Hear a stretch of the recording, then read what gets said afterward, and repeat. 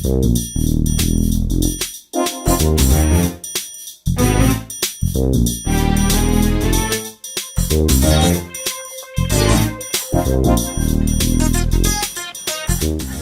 you've gotten this far, I guess you can't get enough of me, can you?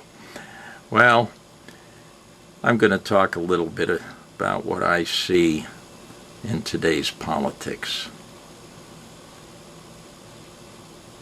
It's difficult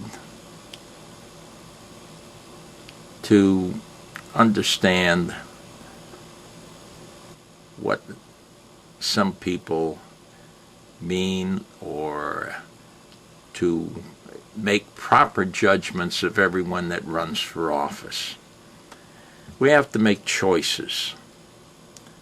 Of course, if you're a party flack, Democrat or Republican, you're going to vote straight ticket all the way down the line.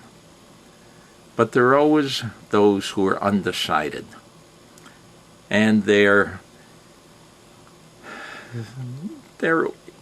watching both candidates and trying to make a proper judgment. Well, the way I see it, there's too much that is missing from one candidate. The other candidate, we know his whole life story from the day he was born.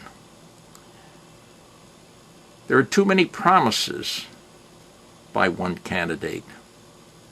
And it reminds me of a man that came to power about 50 years ago.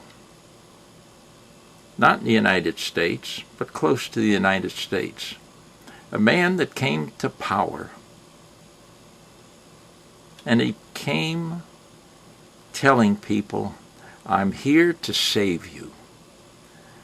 I'm here to make changes, and you're all going to have a better life.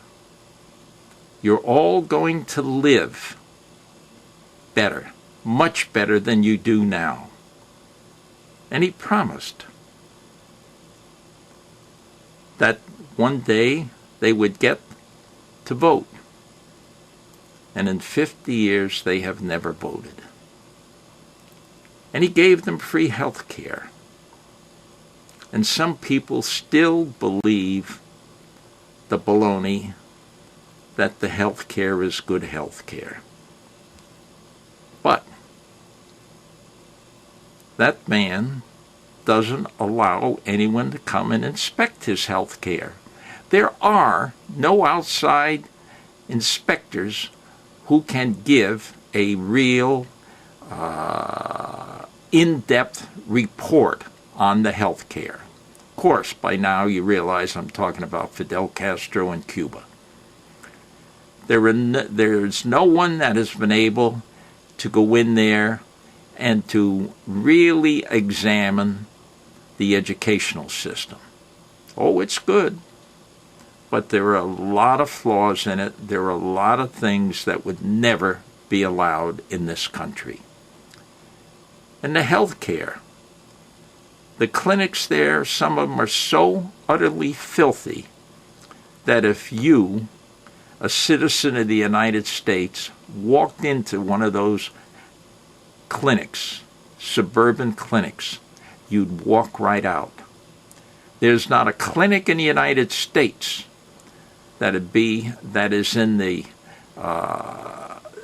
state, the filth that some of those clinics in Cuba have. Now there are people that'll listen to me and they'll say, oh, you're full of bull. They've been believing the propaganda for years. Well, there have been a lot of photographs smuggled out of Cuba, photographs taken in hospitals, photographs taken in the in those clinics, stories about the health care. But Americans who have so much faith in Fidel don't want to believe those stories. Well, we're being promised just about the same thing. Fidel sent doctors into South America, but most of these doctors were not people who would be granted a license in any other country. They're about the same, let's say, as a medic, a field medic in the Army. They've been trained, and I don't believe as well as the U.S. Army trains our medics. And then they're sent down there, but the main point is propaganda and to preach Marxism, which is now spread throughout South and Central America. Well, some of these promises that I hear remind me, very disturbingly remind me, of those things that were promised to the Cuban people 50 years ago. And I hear that he wants to found this people's or students group that he's going to send all over the world. They're not going to be Peace Corps. He wants something in his own name, in his own image. He's probably even designed the uniforms that they'll wear and send them around the world. But what will they preach? The wonders of what? The wonders of one man? One Messiah?